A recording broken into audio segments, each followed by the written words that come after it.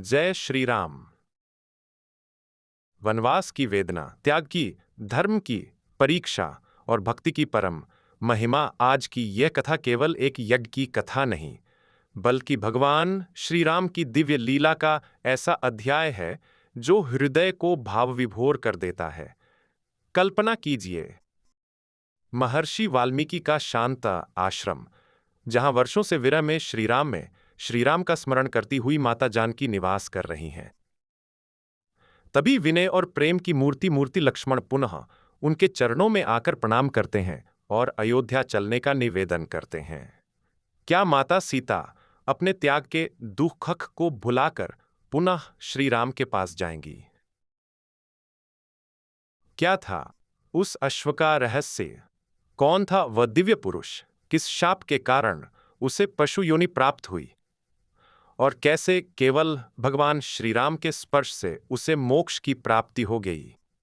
इतना ही नहीं, इस अध्याय में स्वयं देवताओं का आगमन होगा, सरयू के पावन तट पर यज्ञ का दिव्य समापन होगा और ज्ञात होगी श्री राम भक्ति की ऐसी महिमा जो मनुष्य को समस्त पापों से मुक्त करके परम पद तक पहुंचा सकती है। तो श्रद्धा और भक्ति के साथ बैठिए, अपने हृदय में श्री राम का स्मरण कीजिए और प्रवेश कीजिए पद्म पुराण के इस अत्यंत दिव्य, अद्भुत और भावपूर्ण अध्याय में। शेष जी कहते हैं, मुने, तदनंतर लक्ष्मण ने आकर पुनः जानकी के चरणों में प्रणाम किया। विनयशील लक्ष्मण को आया देख पुनः अपने बुलाए जाने की बात सुनकर सीता ने कहा, सुमित्रानंदन, मुझे श्री रामचंद्र जी ने महान वन में त्याग दिया है, अतः अब मैं कैसे चल सकती हूं? यही महर्षि वाल्मीकि के आश्रम पर रहूंगी और निरंतर श्री राम का स्मरण किया करूंगी। उनकी बात सुनकर लक्ष्मण ने कहा, माता जी, आप पतिव्रता हैं। श्री रघुनाथ जी बारंबार आपको बुला रहे हैं। पतिव्रता स्त्री अपने पति के अपराध को मन में नहीं लाती, इसलिए इस उत्तम रथ पर बैठिए और मेरे साथ चलने की कृपा कीजिए। पति को ही देवता मानने वाली जानकी ने लक्ष्मण की ये सब बातें सुनकर आश्रम की संपूर्ण तपस्विनी स्त्रियों तथा वेदवेत्ता मुनियों को प्रणाम किया और मन ही मन श्री राम का स्मरण करती हुई वे रथ पर बैठकर अयोध्यापुरी की ओर चलीं। उस समय उन्होंने बहुमूल्य वस्त्र और आभूषण धारण किए थे। क्रमशः नगरी में पहुंचकर वे सरयू नदी के तट पर गईं, जहां स्वयं श्री रघुनाथ जी विराजमान थे। पातिव्रत्य में तत्पर रहने वाली सुंदरी सीता वहां जाकर रथस उतर गईं और लक्ष्मण के साथ श्री रामचंद्र जी के समीप पहुंचकर उनके चरणों में लूट गईं। बस श्री रामचंद्र जी बोले, साध्वी, बस श्री रामचंद्र, इस समय तुम्हारे साथ में यज्ञ की समाप्ति करूंगा। तत्पश्चात सीता महर्षि वाल्मीकि तथा अन्यान्य ब्रह्मर्षियों को नमस्कार करके माताओं के चरणों में प्रणाम करने के लिए उत्कंठापूर्वक उनके पास गईं। वीर पुत्रांकी जन्म देने वाली अपनी प्यारी बहू जानकी को आती देख कौसल्या को बड़ा हर्ष हुआ। उन्होंने सीता को बहुत आशीर्वाद दिया। कैकेयी ने भी विदेहनंदिनी को अपने चरणों में प्रणाम करती देखकर आशीर्वाद देते हुए कहा, बेटी, तुम अपने पति और पुत्रों के साथ चिरकाल तक जीवित रहो। इसी प्रकार सुमित्रा ने भी पुत्रवती जानकी को अपने पैर पर पड़ी देख उत्तम आशीर्वाद प्रदान किया। श्री रामचंद्र जी की प्यारी पत्नी सती साध्वी सीता सबका प्रणाम करके बहुत प्रसन्न हुई। श्री रघुनाथ जी की धर्मपत्नी को उपस्थित देख महर्षि कुंभज ने सोने की सीता को हटा दिया और उसकी जगह उन्हीं की बिठाया। उस समय यज्ञमंडप में सीता के साथ बैठे हुए श्री रामचंद्र जी की बड़ी शोभा हुई। उत्तम समय आने पर श्री रघुनाथ जी ने यज्ञ का कार्य आरंभ किया। उन्होंने उत्तम बुद्धि वाले वशिष्ठ से पूछा, अब इस श्रेष्ठ यज्ञ में कौन सा आवश्यक कर्तव्य बाकी रह गया है? राम की बात सुनकर महाबुद्धिमान गुरुदेव ने कहा, अब आपको ब्राह्मणों की संतोषजनक पूजा करनी चाहिए। ये सुनकर श्री रामचंद्र जी ने महर्षि कुंभज को पूज्य मानकर सबसे पहले उन्हीं का पूजन किया। रल और सुवर्ण की अनेकों भार, मनुष्यों से भरे हुए कई देश तथा अत्यंत प्रीतिदायक वस्तुएं दक्षिणा में देकर उन्होंने पत्री सहित अगस्त्य मुनि का सत्कार किया। फिर उत्तम रल आदि के द्वारा पल्ली सहित महर्षि चयजन का पूजन किया।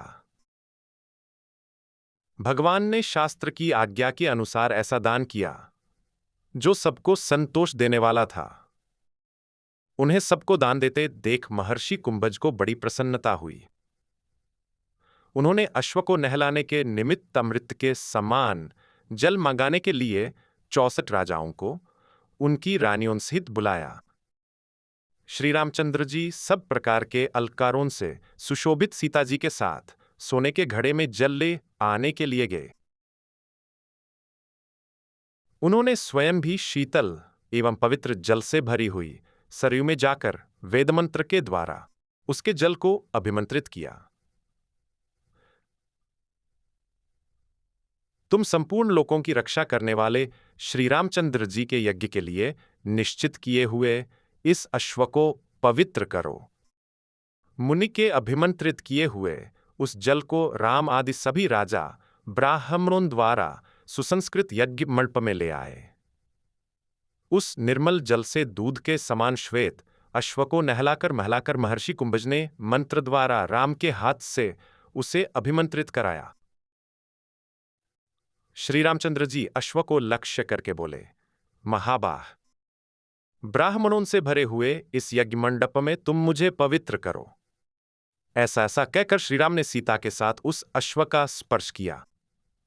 उस समय संपूर्ण ब्राह्मणों को कौतूहलवश ये बड़ी विचित्र बात मालूम पड़ी। वे आपस में कहने लगे, हो जिनके नाम का स्मरण करने से मनुष्य बड़े बड़े पापों से छुटकारा पा जाते हैं, वे ही श्री रामचंद्र जी ये क्या कह रहे हैं? क्या अश्व इन्हें पवित्र करेगा? यज्ञ मंडप में श्रीराम के हाथ का स्पर्श होते ही उस अश्व ने पशु शरीर का परित्याग करके तुरंत दिव्य रूप धारण कर लिया। घोड़े का शरीर छोड़कर दिव्य रूपधारी मनुष्य के रूप में प्रकट हुए। उस अश्व को देखकर यज्ञ में आए हुए सब लोगों को बड़ा विस्मय हुआ। यद्यपि श्री रामचंद्र जी स्वयं ने सब कुछ जानते थे, तो भी सब लोगों को इस रहस्य का ज्ञान कराने के लिए उन्होंने पूछा, दिव्य शरीर धारण करने वाले पुरुष, तुम कौन हो? अश्व योनि में क्यों पड़े थे तथा इस समय क्या करना चाहते हो? ये सब बातें बताओ। राम की बात सुनकर दिव्य रूपधारी पुरुष ने कहा, भगवन, आप बाहर और भीतर सर्वत्र व्याप्त हैं। आपसे कोई बात छिपी नहीं है। फिर भी यदि पूछ रहे हैं तो मैं आपसे सब कुछ ठीक ठीक बता रहा हूं। पूर्व जन्म में मैं एक परम धर्मात्मा ब्राह्मण था, किंतु मुझसे एक अपराध हो गया। महाबाहो, एक दिन मैं पापहारिणी सरयू के तट पर गया और वहां स्नान, पितरों का तर्पण तथा विधिपूर्वक दान करके वेदोक्त रीति से आपका ध्यान करने लगा। महाराज, उस समय मेरे पास बहुत से मनुष्य आए और उन सबको ठगने के लिए मैंने कई प्रकार का दंभ प्रकट किया। इसी समय महातेजस्वी महर्षि दुर्वासा अपनी इच्छा के अनुसार पृथ्वी पर विचरते हुए वहां आए और सामने खड़े होकर मुझ दंभी को देखने लगे। मैंने मौन धारण कर रखा था, न तो उठकर उन्हें अर्घ्य दिया और न उनके प्रति कोई स्वागतपूर्ण वचन ही मुंह से निकाला। मैं उन्मत्त हो रहा था। महामती दुर्वासा का स्वभाव तो यूं ही तीक्ष्ण है। मुझे दंभ करते देख वे और भी प्रचंड क्रोध के वशीभूत हो गए तथा शाप देते हुए बोले, तापसाधम, यदि तू सरयू के तट पर ऐसा घोर दंभ कर रहा है तो पशु योनि को प्राप्त हो जा। मुनि के दिए हुए शाप को सुनकर मुझे बड़ा दुख हुआ और मैंने उनके चरण पकड़ लिए। रघुनंदन, तब मुनि ने मुझ पर महान अनुग्रह किया। वे बोले, तापस, तू श्री रामचंद्र जी के अश्वमेध यज्ञ का अश्व बनेगा। फिर भगवान के हाथ का स्पर्श होने से तू दंभहीन दिव्य एवं मनोहर रूप धारण कर परमपद को प्राप्त हो जाएगा। महर्षि का दिया हुआ यह शाप भी मेरे लिए अनुग्रह बन गया। राम, अनेकों जन्मों के पश्चात देवता आदि के लिए भी जिसकी प्राप्ति होनी कठिन है, वही आपकी अंजलियों का अत्यंत दुर्लभ दुर्लभ स्पर्श आज मुझे प्राप्त हुआ है। महाराज, अब आज्ञा दीजिए। मैं आपको कृपा से महत पद को प्राप्त हो रहा हूं, जहां शोक है, न जरा न मृत्यु है, न काल का विलास। उस स्थान को जाता हूं। राजन, ये सब आपका ही प्रसाद है।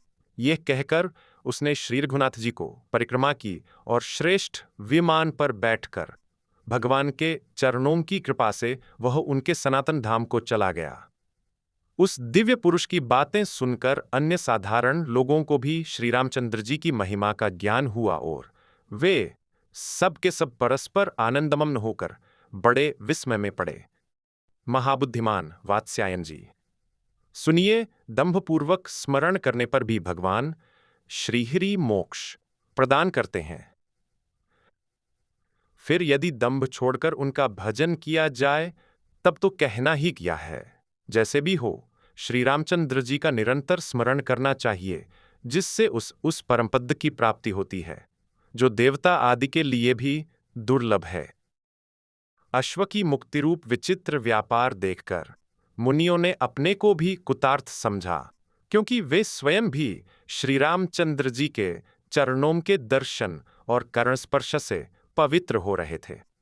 तदनंतर मुनिश्रेष्ठ वशिष्ठ जी, जो संपूर्ण देवताओं का मनोभाव समझने में निपुण थे, बोले, रघुनंदन, आप देवताओं को कर्पूर भेंट कीजिए, जिससे वे स्वयं प्रत्यक्ष प्रकट होकर हविष्य ग्रहण करेंगे। ये सुनकर श्री रामचंद्र जी ने देवताओं की प्रसन्नता के लिए शीघ्र ही बहुत सुंदर कर्पूर अर्पण किया। इससे महर्षि वशिष्ठ के हृदय में बड़ी प्रसन्नता हुई और उन्होंने अद्भुत रूपधारी देवताओं का आवाहन किया।